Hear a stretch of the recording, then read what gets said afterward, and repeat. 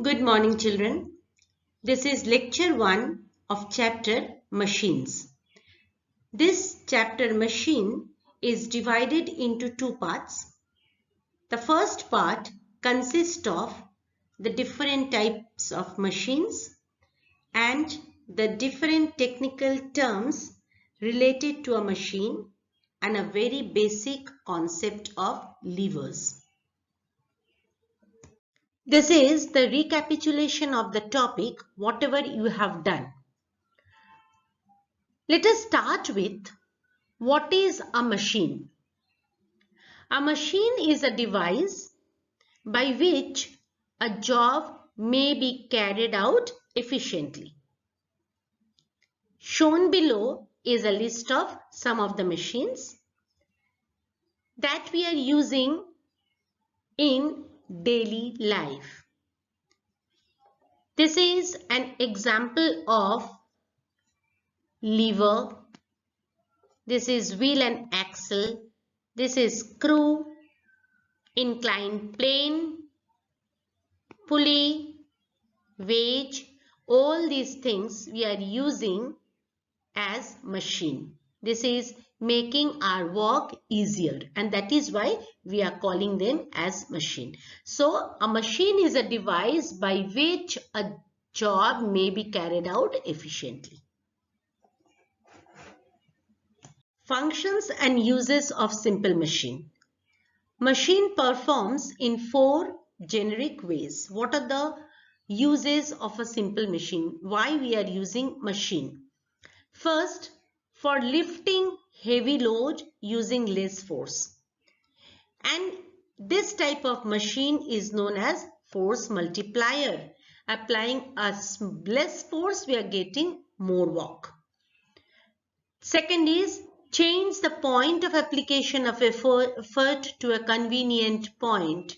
We want to change the point of application of effort to a convenient point. For that also machine is used. Change the direction of effort to a convenient point. For that also machine is used. To change the direction of effort. And to obtain a gain in speed. Greater movement of load using a smaller movement of effort. It is known as gain in speed. I'll discuss all these things in the following slides. These are some examples of force multiplier. That means the machine which is used for getting greater load by using smaller effort. Wheelbarrow, car jack, shovel and spade, and crowbar, all these are the machines which are using as force multiplier. That means you are giving less effort and you are getting more work. Next is change effort application point as per convenience. That is the second use of machine, as I told you in the last slides. The rear wheel of a cycle is rotated. The rear wheel of a cycle is rotated by applying effort on the pedal attached to the rear wheel. Just see the image with the help of a chain. Thus, the point of application of effort is changed from pedal to rear wheel. Am I clear? So this is an example when the effort you are applying in one point and it is acting in another point. The third one, changing direction of effort to a convenient point. This is very important, very useful example. You all have seen a bucket full of water is to be lifted from a well. Normally, the effort has to be directed upward. But this is very inconvenient. So by using a single fixed pulley, this is a pulley, this is a pulley. By using a single fixed pulley, it is possible to lift the bucket full of water from well even by applying the effort downward. So we are applying the effort in the downward direction and the bucket is coming up, and which is more convenient as compared to applying it upwards. So this is, we are changing the direction of effort to a convenient point. And the last use is to obtain gain in speed. This is a scissor with which we are cutting the cloth. Now this is the handle of the scissor. Here we are applying the force. Now the blades moves longer in clothes while handle moves a little. That means we are applying force and more work has been done. So it is gain in speed. Similarly, blade of knife moves longer by small displacement of its handle. So these are acting as gain in speed. Now technical terms related to machine. Load. What is load? The resistive or opposing force to be overcome by the machine is called load. The resistive or opposing force that to be overcome by the machine. With the machine, we are just doing the work. That means this effort is given by the machine. And the load with which we are acting, in which the machine is acting, in which the effort is applying. So the resistive, that means load is also giving a resistive force. So in a way you can call load is also a force. It is the resistive force or opposing force to be overcome by the machine is called load. Effort, the force applied on the machine to overcome the load. The force applied on the machine to overcome the load is called effort. The load is denoted by L and effort is denoted by E. Mechanical advantage. The ratio of the load to effort is called mechanical advantage. Mechanical advantage is written by MA. It is load by effort. And load is also a force, effort is also a force. So these two forces, there is a ratio between load and effort. So mechanical advantage is having no unit, because load and effort, they cancel each other and mechanical advantage has no unit. Now if load is greater than effort, the first case, mechanical advantage is greater than 1. How? You all know that mechanical advantage is equals to load by effort. Now load is greater than effort. That means the numerator is greater than the denominator. So naturally mechanical advantage is greater than 1.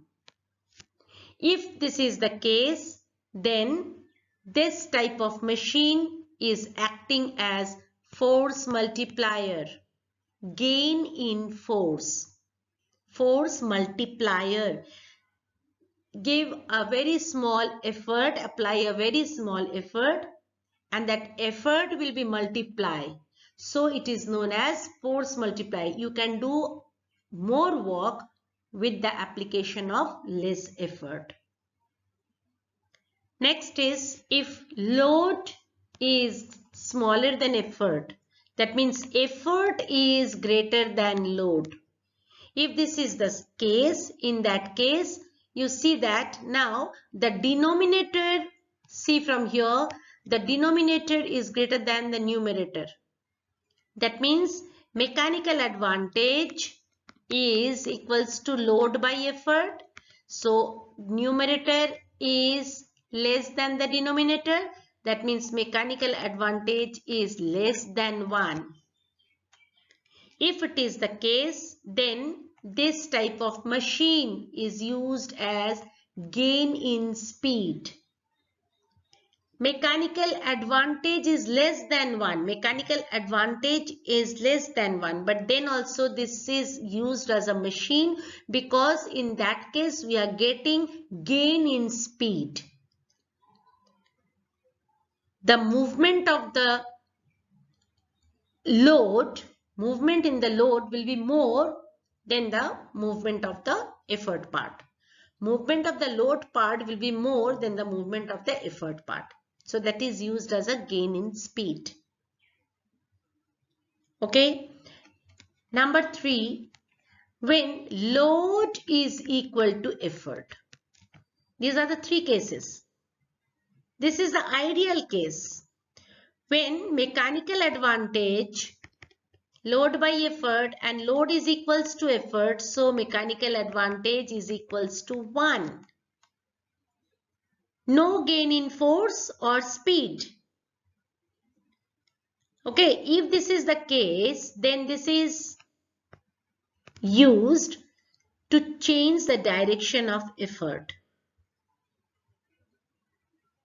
Okay, now a machine cannot be used both as force and speed multiplier together. Am I clear to you? This is a very important slide. Next is coming velocity ratio. The ratio of the velocity of effort to the velocity of load is called the velocity ratio of machine. Just see here, the velocity ratio is denoted by VR, velocity of effort by velocity of load. Velocity means the distance traveled in a particular time, d by t.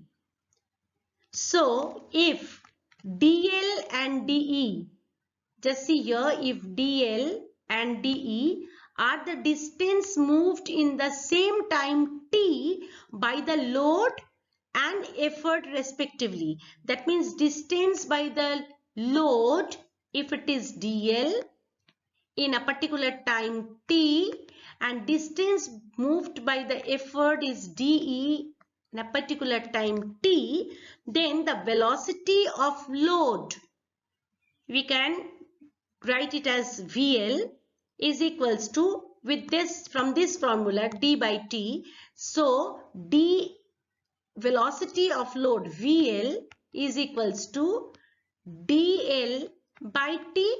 I can write it. It is written here dl by t. Similarly, velocity of effort can be written as de by t. Now the velocity ratio is equals to velocity of effort by velocity of load. Now see, mechanical advantage is equals to load by effort. But velocity ratio is equals to velocity of effort by velocity of load. Don't get confused. So in place of VE, I can write DE by T, and in place of VL, I can write DL by T. TT gets cancelled. So velocity ratio, I am getting DE by DL. So what I am getting velocity ratio is equals to DE by DL. So I can, in another way, I can say the velocity ratio is the distance traveled by the effort by distance traveled by the load in a particular time. Okay, now see here. Thus, velocity ratio is also defined as the ratio of the displacement of effort to the displacement of load. Okay, as I told you, the distance, it is distance or displacement, whatever it may be. So, velocity ratio is also defined as the ratio of displacement of effort to the displacement of load. Okay, velocity ratio also has no unit because both are the displacement. From here, one new term, that is efficiency. How much the machine is efficient. Efficiency of a machine is the ratio of the work done on the load by the machine to the work done on the machine by the effort. Again, I am repeating, efficiency of a machine is the ratio of the work done on the load, work done on the load. Who will do the work? Machine. So, work done on the load by the machine to the work done on the machine by the effort. Am I clear? So, on other hand, efficiency is the ratio of the work output to work input. Efficiency is denoted by eta, that is equals to work output by work input. Work output by work input.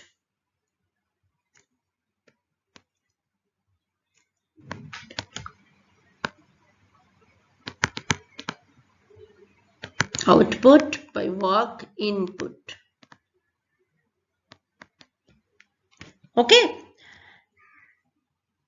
See here. Efficiency is equals to work output by work input. But efficiency is usually expressed as a percentage. So, we can write efficiency eta is equals to work output by work input into 100. It has also no limit because it is a ratio of two similar quantities. Am I clear? Efficiency, again I am repeating, efficiency is the work output, how much work I am getting by work input, how much work I am doing by the machine. Machine is doing the work. How much work has been done by the machine? Okay. So work output, how much work I am getting from the machine. That is efficiency of the machine. What is work input? The work done on the machine by the effort. That means machine is doing the work. With the effort, some work has been done on the machine. Then the machine will do the work on the load. So here, input is given by the machine on the load. And when the input is given by the machine on the load, then load will do some work. Some work has been done on the load. Okay, that is output that I can see. So input is the work done on the machine by the effort, and work output is the work done by the machine on the load. That is coming out as output. How much output I am getting. If a machine is working, then how much output we are getting. That is the work output. I think I am clear to you. Relationship between mechanical advantage, velocity ratio and efficiency. This is very important. Sometime this is coming in the exam also. Derive the relationship. Suppose a machine overcome a load L by the application of an effort E in time T. Now let the displacement of the effort be dE and displacement of the load be dL. Then work input is equals to effort into displacement of effort. Why? Because work is equals to force into displacement, that you know. You have read it. Work is equals to force into displacement. Now, so work input is equals to force. Effort is a force. So effort into displacement of effort. And input means it is the effort given on the machine. Okay. Please remember that input means it is coming from the machine. And on the machine, effort is given. So, effort into displacement of the effort. That is input. That is E into DL. DE. E into DE. Similarly, work output means output is coming from load. And I told you that load is also one kind of force because it is the resistive force. So, load into displacement of load, that is L into DL. Okay. Now, so by definition, what we know that efficiency eta is equals to work output by input. So, in place of output, I can write L into DL by E into DE. This one we can write. Now, just divide it, separate it. L by E, write down from here L by E, and from here it is DL by DE. Now L by E, I can write it as 1 by DE by DL. DL by DE can be written as 1 by DE by DL. So DL will go in the numerator in this case. So L by FE is nothing but mechanical advantage, and DE by DL, that means this one, DE by DL, is nothing but velocity ratio. Okay, so what I am getting, efficiency eta, I can write it in this way, efficiency eta is equals to L by E is mechanical advantage, okay, by DE by DL is nothing but velocity ratio. So from there I can get this mechanical advantage is equals to velocity ratio into eta. So mechanical advantage of a machine is equals to the product of its efficiency and velocity ratio. You have to practice this, children. You have to write it in your notebook and you have to practice it. You have to derive this formula. Principles of a machine. The point at which energy is applied on the machine is called effort point, and the point at which energy is obtained for overcoming the load is called load point. Input energy, work done at the effort point. Work done at the effort point. That means effort into displacement at the effort point. Output energy, work done obtained at the load point. So load into displacement at the load point. For an ideal machine, this should be the case for an ideal machine. Output energy should be equal to input energy. How much input energy I am giving, that much output energy I should get. But in actual machine, output energy is less than input energy. How much energy we are giving, that much we are not getting actually. It is always less. Why it is less? Because Some energy loss during operation of machine components because of the friction of the machines and all these things, because the heat is produced, all these things, the output energy is always little less than the input energy. But in ideal case, it should be equal.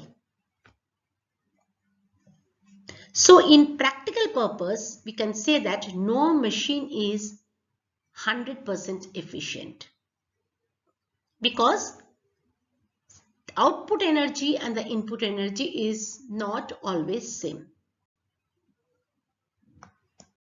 Now, a very brief discussion about the levers. A lever is a bar that is free to turn around a fixed point. That fixed point is known as fulcrum. In one side, load is applied, in another side, the force is given. From the fulcrum to the force, in which side the force is applied, this is known as force arm, and the load arm from the fulcrum to the load, this is known as load arm. The working principle in a lever, as I told you, load to fulcrum is known as load arm, effort to fulcrum is known as effort arm. A lever works on the principle of moments. You have learned moments in standard 9. Clockwise moment of the load about the fulcrum is equals to load into load arm. And anti-clockwise moment of the effort about the fulcrum is effort into effort arm. And in equilibrium, load into load arm is equals to effort into effort arm. Load into load arm, load I have taken as L, and load arm here we have taken as FB. You can see the figure FB. And effort arm, E is the effort and effort arm is FA. You can see the figure, effort arm is FA. Or from here, load by effort is equals to FA by FB. Load by effort is nothing but mechanical advantage. So for a lever, mechanical advantage is equals to effort arm by load arm. This you have to remember. The mechanical advantage of a lever is equal to the ratio of its effort arm and load arm. Mechanical advantage of a lever may be changed by changing the length of its effort and load arm. If you increase or decrease the effort arm or load arm, the mechanical advantage will increase or decrease. Types of lever. 3 types of lever are possible. Class 1 lever, in which the fulcrum is in between the load and the effort. See children, fulcrum is not in the middle. This is a wrong statement. Fulcrum is not in the middle. Please don't write it is in the middle. Middle means it is just at the center. So always you will write fulcrum is in between the effort and load. If this type of arrangement is there, then that lever is known as class 1 lever. Okay? Don't say first class lever. First class, second class, third class. No. It is class 1, class 2, class 3 or type 1, type 2, type 3. Okay? Now, it can be, the fulcrum can be at the center. It's not a problem. But it is not always in the middle. It is in between the load and effort. Some example of class 1 lever. Say this is seesaw. The fulcrum is in between. One side the effort. This man is giving effort and this is the load. Crowbar. This is also one example of class 1 lever, and scissor. This is also an example of class 1 lever. Okay. This is the fulcrum. This point is the fulcrum. This is the load. This point is load and this is your effort point. This is fulcrum. Okay, this is your fulcrum. Now here also this is your fulcrum. This is your load, this side, and this side will be your effort. Class 2 lever. Load in between the fulcrum and the effort. Now load is coming in between the fulcrum and the effort. Fulcrum is in one side and effort is in another side. This is known as class 2 lever. Some example of class 2 lever: boat, oars, bottle opener, wheelbarrow. These all are example of class 2 lever. Okay. Class 3 lever, when effort is in between the fulcrum and the load. Effort is in between the load and the fulcrum. Okay. Some examples of class 3 lever: knife, you can see it is shown here. Then sugar tongue. Then spade lifting a load. Foot treadle, etc. Now this is the end of lecture 1. Please go through the video carefully and read the book also. In the next lecture, we shall talk about pulley.